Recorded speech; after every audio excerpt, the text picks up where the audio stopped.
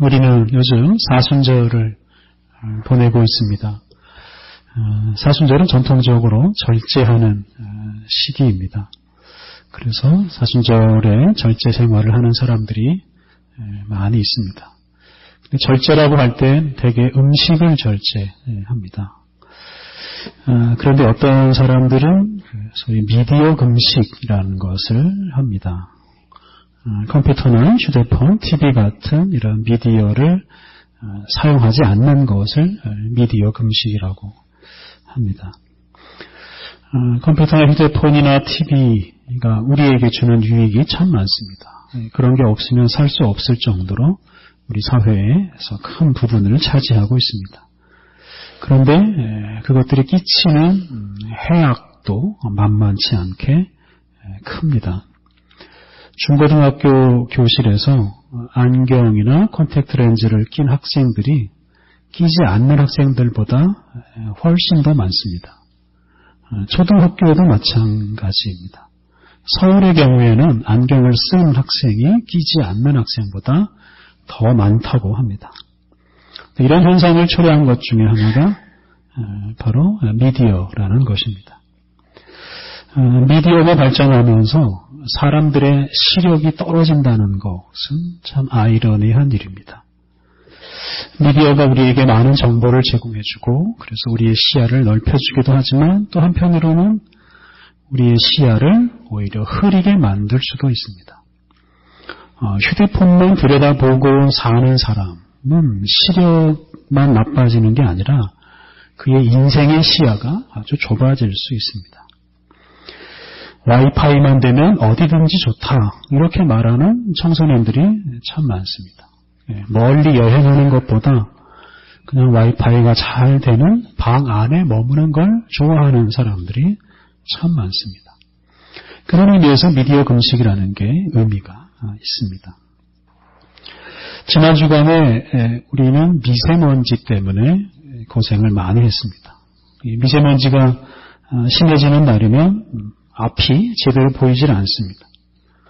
또 바깥에서 활동하면 미세먼지를 많이 들이마시게 되고 그게 건강에 해를 끼치기 때문에 방송마다 외출을 삼가라 이런 말들을 합니다.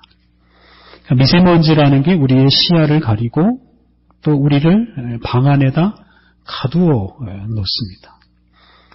그런데 이런 미세먼지라는 것은 본래 없던 겁니다. 이게 문명사회가 만들어낸 겁니다.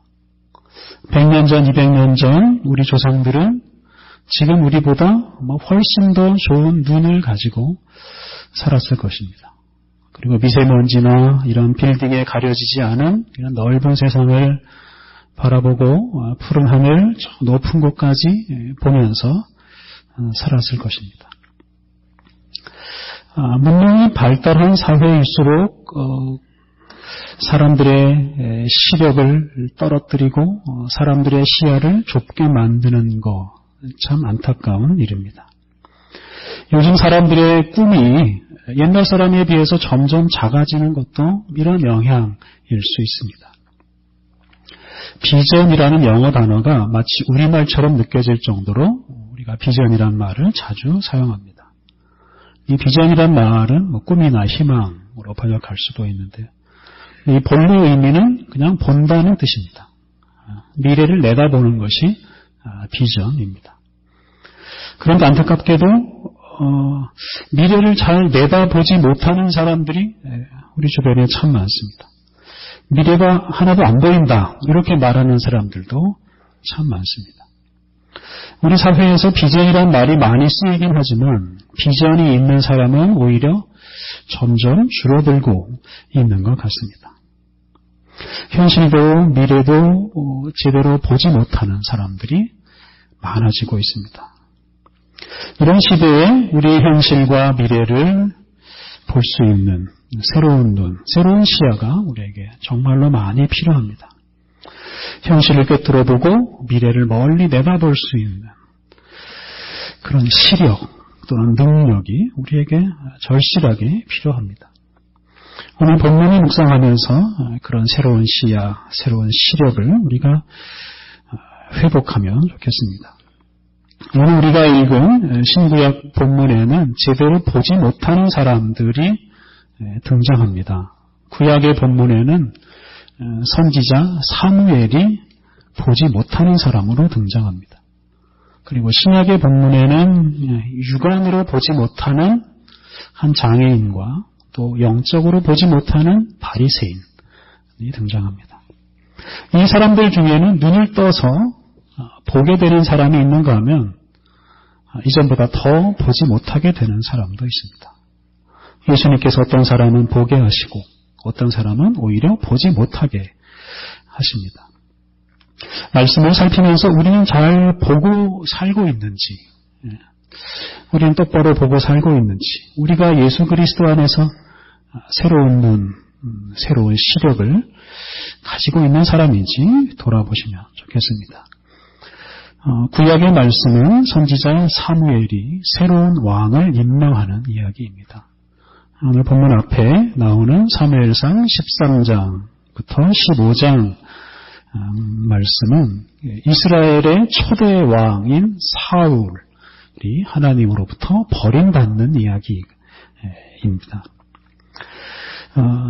사무엘상 9장 2절에 따르면 이스라엘 자손 중에서 이스라엘의 초대 왕인 사울보다 더 준수한 사람이 없었고 사울의 키는 모든 사람보다 어깨 위만큼 컸다라고 합니다. 그래서 이 이스라엘의 초대 왕인 사울은 이스라엘 백성 중에서 가장 잘생기고 가장 키가 큰 사람이었습니다. 이렇게 외모가 출중한 사람이 왕이 되었기 때문에 사람들은 사울에게 아주 큰 기대를 했습니다. 그런데 그가 결국은 많은 사람, 또 하나님을 실망시키고 말았습니다. 하나님의 뜻에 순종하는 것에는 관심이 없었습니다. 백성들을 편안하게 해주는 것에도 관심이 없었습니다. 그냥 그의 고집을 앞세우고 그의 기념비를 세우고 하는 일에만 관심을 가졌습니다. 키와 외모가 뛰어났지만 그는 백성들에게 해를 끼치는 사람이 되었고 그래서 결국 하나님으로부터 버림을 받고 말았습니다. 이렇게 처음으로 세워진 왕이 버림을 받은 것 때문에 사무엘은 슬퍼했습니다. 그렇게 슬퍼할 때 하나님께서 사무엘에게 베들레헴으로 가서 이새라는 사람의 집에 가서 거기서 그의 아들 중에 하나를 왕으로 임명하라고 말씀하십니다. 그런 하나님의 뜻을 따라서 사무엘은 베들레헴으로 갑니다. 그리고 이새의 아들들을 하나하나 자기 앞으로 지나가게 하면서 하나님께서 왕으로 선택한 사람을 찾습니다. 이새의 장남 엘리압이 사무엘 앞에 섰을 때 사무엘은 그의 용모와 그의 키를 보고 마음을 빼앗깁니다. 그 엘리압의 준수한 외모, 그의 큰 키를 보고 이 사람이야말로 사울을 이어서 왕이 될 사람이라고 생각했습니다. 그때 하나님께서 사무엘에게 말씀하십니다. 그의 용모와 키를 보지 말라. 내가 이미 그를 버렸노라. 나의 보는 것은 사람과 같지 아니하니 사람은 외모를 보거니와 나 여호와는 중심을 보느니라. 하나님은 사무엘이 육안으로 보는 것과는 다른 것을 보고 계십니다. 그 외모 뒤에 숨어있는 그 중심, 사람의 됨됨이를 보십니다. 하나님께서는 사무엘로 하여금 사람의 외모가 아니라 사람의 중심을 보라고, 중심에 관심을 가지라고 말씀하십니다. 그리고 중심이 아름다운 다윗이라는 사람을 사울을 이을 새로운 왕으로 세우게 하셨습니다. 우리는 대개 어떤 사람의 외모 또는 그 사람의 학력, 경력 같은 이런 스펙을 보고 괜찮다 싶으면 그냥 그 사람이 괜찮은 것으로 이해할 때가 많습니다. 몸매가 좋은 사람, 화려한 이력이나 화려한 학력을 가진 사람을 보면 대단하다라고 추켜 세우기도 합니다. 그런데 그렇게 사람의 외모만 보면 그 사람을 제대로 보지 못한 것입니다. 외모나 스펙 뒤에 숨어있는 그 사람의 그 진정한 모습, 중심을 보지 못하기 때문에 그렇습니다. 그런데 안타깝게도 우리 사회에는 지나치게 외모에 관심이 많습니다. 키를 따지고 미모를 따지고 학력, 경력, 심지어 출신, 지역까지 따져가면서 사람을 판단할 때가 많습니다. 그렇게 외모만 따지다 보니까 다들 외모 가꾸는 일에만 연연이 없습니다. 다른 사람에게 그럴듯하게 보여줄 만한 그런 외모, 그런 경력을 쌓기 위해서 노력을 합니다. 그런데 우리가 그렇게 외모, 겉모습만 꾸미면 꾸밀수록 우리 자신의 본래 모습은 더 감추어질 뿐입니다. 외모를 꾸미는 것은 자신의 본래 모습을 자기의 외모 뒤에 감추는 것이나 다를 바 없습니다. 다들 이렇게 외모를 꾸미니까 서로 진실하게 만나는 게 참 어렵습니다. 사람들 사이의 만남이라는 게 다 겉핥기식입니다. 자신의 진실한 모습을 보여주려 하지 않고 또한 상대방도 외모만 볼 뿐 상대방의 진실한 모습을 보려고 하지 않습니다. 마치 진실에 대해서는 눈을 감고 사는 것과 같습니다. 외모만 쳐다보느라 우리 사회가 전체적으로 시력을 잃어가고 있다고 말할 수 있습니다. 외모 중심 사회가 사람들의 시력을 앗아갑니다. 당장 눈에 보이는 것, 그냥 우리의 육안으로 보이는 것에만 신경을 쓰다 보니 그냥 현재 일에 대해서만 우왕좌왕할 뿐이고 미래 일을 내다보거나 준비하지 못합니다. 우리가 개인적으로든 사회적으로든 이런 외모에 대한 지나친 관심을 버려야만 우리가 제대로 볼 수 있고 또한 제대로 우리의 미래를 내다보고 소망을 회복할 수 있습니다. 외모에 사로잡혀 살면 살수록 우리의 시력은 점점 떨어질 것이고 우리는 어둠 속에서 살아가야 할 것입니다.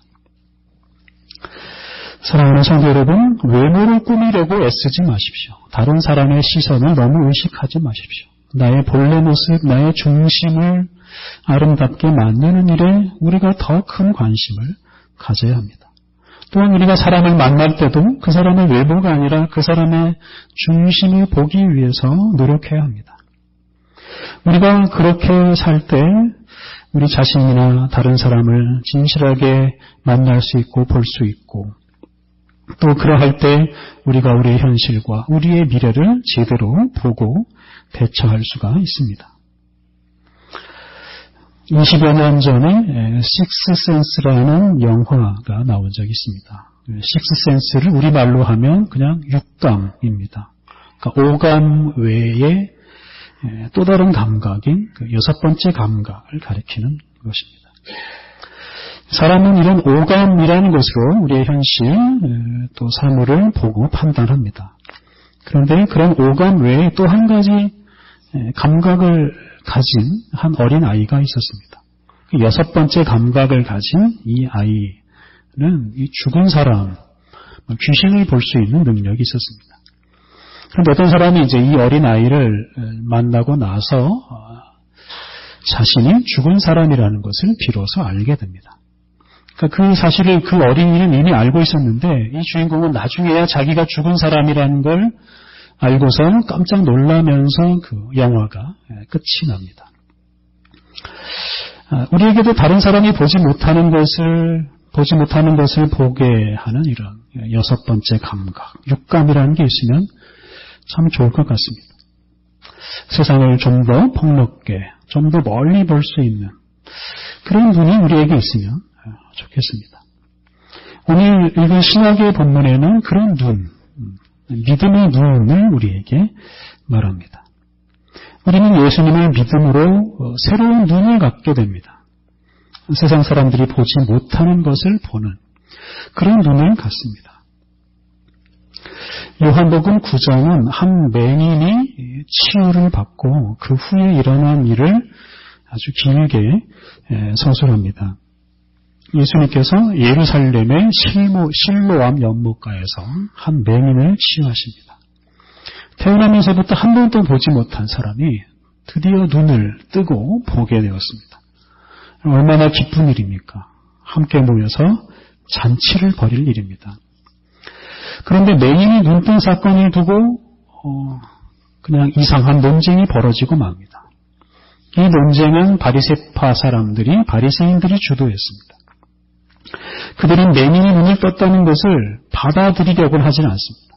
고집스럽게 예수님께서 그 맹인의 눈을 뜨게 했다는 것을 부정하려고만 합니다.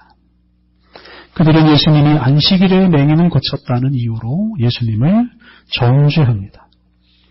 예수님이 안식일에 땅을 파고 흙을 이겨서 그것을 맹인의 눈에 바른 것을 가지고 그건 일한 것이다. 그래서 율법을 어겼다라고 말했습니다. 그리고 그 맹인의 부모까지 불러다가 이 맹인이 진짜 맹인으로 태어났는지 진짜 맹인인지를 묻기까지 합니다. 그리고 맹인을 2번이나 불러다가 여러 가지 사실을 조사합니다. 그러면서 예수님께서 그의 눈을 뜨게 했다는 사실을 부정하도록 강요까지 합니다. 이렇게 바리새파 사람들은 맹인이 눈뜬 것을 보고 기뻐하거나 축하하지 않습니다. 명백한 사실을 부정하고 눈을 뜬 맹인과 그의 부모를 무시하고 예수님을 정죄합니다. 맹인과 그의 부모들에 대한 무시, 그리고 예수님에 대한 불신, 이게 바리새파 사람들로 하여금 명백한 사실에 대해서도 눈을 감게 만들었습니다. 그래서 예수님 말씀대로 그들은 실상은 맹인입니다. 명확한 사실도 인정하지 않는, 보지 못하는 그런 맹인입니다. 우리 사회에는 장애인에 대한 편견이 있습니다. 편견을 가지고 장애인을 차별합니다. 9장 앞부분을 보면 맹인을 처음 만났을 때 예수님의 제자들은 맹인이 누구의 죄 때문에 맹인이 되었느냐, 맹인으로 태어났느냐라고 예수님에게 묻습니다. 사실 이게 편견이 있는 질문입니다. 맹인은 누군가의 죄 때문에 맹인으로 태어난 것이다. 그리고 맹인으로 태어나지 않은 자기들은 죄와 상관없이 태어난 사람들이다 라고 생각을 하는 것입니다. 소위 맹인은 비정상이고 자기들은 정상이다 라고 생각을 하는 겁니다. 그런데 사실은 멀쩡한 눈을 가지고도 비정상적으로 사는 사람들이 정말로 많이 있습니다. 그러니까 보거나 보지 못하는 걸 가지고 정상인이 비정상인이 따지는 것은 말이 안 되는 일입니다.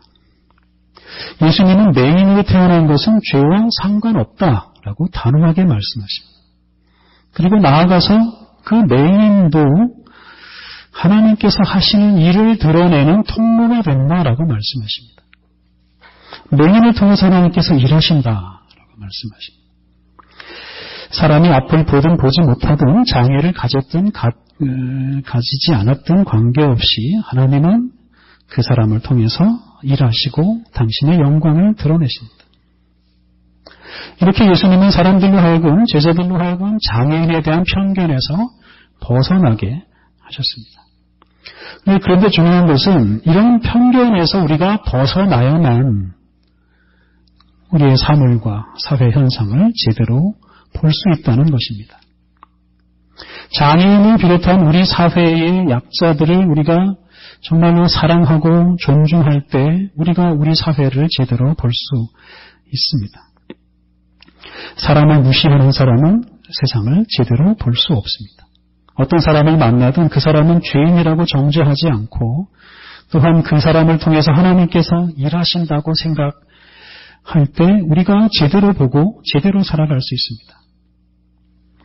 소위 잘난 사람이나 높은 사람들에 대한 관심은 버리고 사회적인 약자들을 우리가 깊이 사랑하고 존중할 때 우리의 시야가 더 넓어지고 우리 사회의 현실과 미래를 더 똑바로 내다볼 수 있습니다.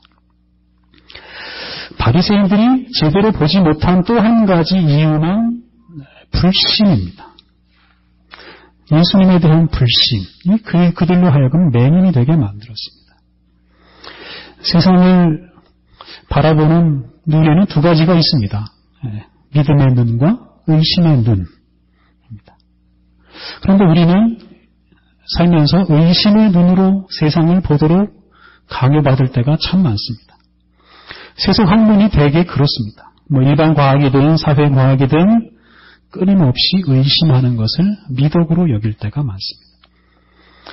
실제로 그런 의심을 기초로 해서 많은 성과를 거두기도 합니다. 그런데 이런 의심의 눈으로 볼 수 없는 게 많습니다. 의심의 눈에는 한계가 있습니다. 그것이 과학의 한계이기도 하고 학문의 한계이기도 합니다. 오늘날 우리 사회에 얼마나 많은 문제가 있습니까? 앞에서 말씀드린 대로 이런 미세먼지를 비롯한 환경 문제, 학벌사회의 문제, 저출산의 문제, 정말 힘들고 어려운 문제들이 우리를 괴롭히고 있습니다. 그런데 지금 그 문제들에 대해서 속 시원한 해결책 하나도 내놓지 못하고 있습니다. 환경 문제에 대해서 과학적인 대책이 사실은 없습니다. 그게 과학의 한계입니다. 한동안 과학기술이 유토피아를 만들어줄 것이다 라고 생각했지만 이미 그런 생각은 버린 지가 오래되었습니다. 과학이 가져다주는 재앙이 너무 많았기 때문에 그렇습니다.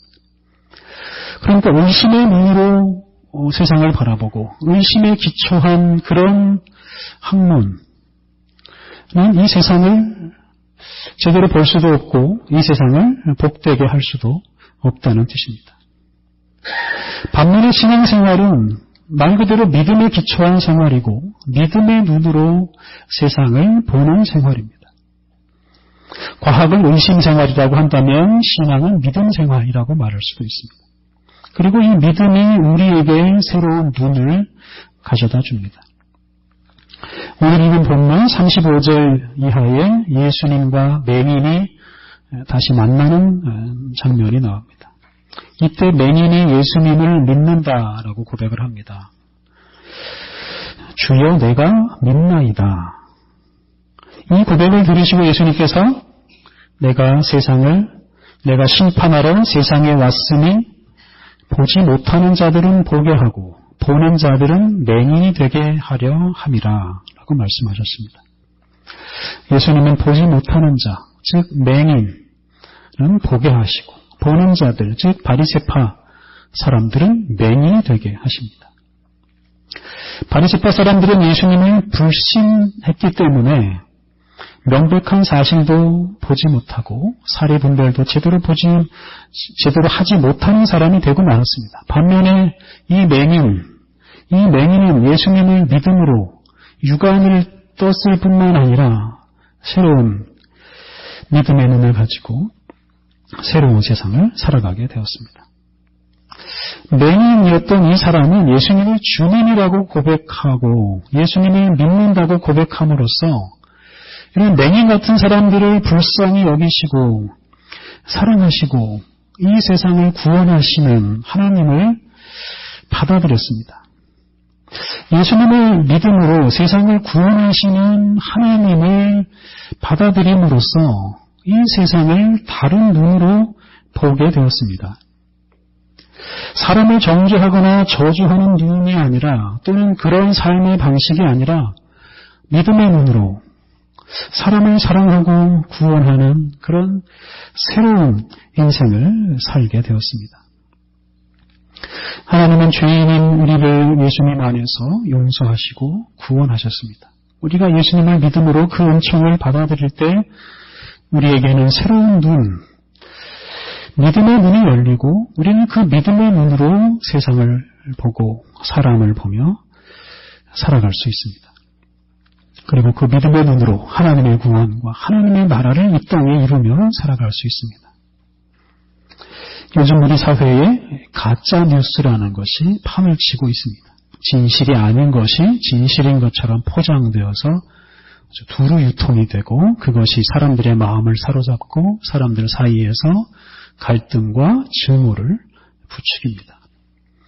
과학기술이 고도로 발달된 시대에 사람들의 편견, 의심, 불신이 아주 극에 달해 있습니다. 그리고 그것이 우리 사회를 절망으로 이끌어가고 있습니다. 사랑하는 성도 여러분, 오늘 우리는 그 어느 때보다 믿음의 눈이 필요한 시대를 살고 있습니다. 세상을 좀 더 따뜻하게 바라보는 눈, 사람을 외모로 판단하지 않고 정죄하지 않고 사랑하는 눈, 사회적인 약자들을 존중하는 눈, 사람들이 회복되고 구원받는 것을 기뻐하고 축하하는 그런 눈, 그런 눈이 우리에게 필요합니다. 죄인을 사랑하시고 또 구원하시는 우리 예수님을 우리가 믿을 때 우리가 그러한 믿음의 눈을 얻을 수 있고, 그리고 그 눈으로 우리가 세상을 똑바로 쳐다보고 이 세상에 사랑과 소망의 역사를 이루며 살아가야 하겠습니다. 우리 함께 기도하시겠습니다. 하나님, 육안으로 보이는 것에만 얽매여 사느라 초라하게 되어버린 우리들을 긍휼히 여겨 주시고 예수님을 통해 믿음의 눈을 뜨게 하시니 감사합니다. 교만과 욕심과 의심으로 가득한 우리의 눈빛이 사라지게 하시니 감사합니다. 하나님, 죄인을 사랑하시는 예수님을 믿음으로 주님께서 우리에게 주신 새로운 눈을 우리가 잃지 않게 하옵소서. 믿음의 눈으로 더 넓고 신비로운 세상을 경험하게 하옵소서. 믿음의 눈으로 밝은 세상을 내다보며 축복하고 사랑하며 살게 하옵소서. 절망하지 않고 이 땅 위에 하나님의 나라를 일구며 살게 하옵소서. 예수님의 이름으로 기도드립니다. 아멘.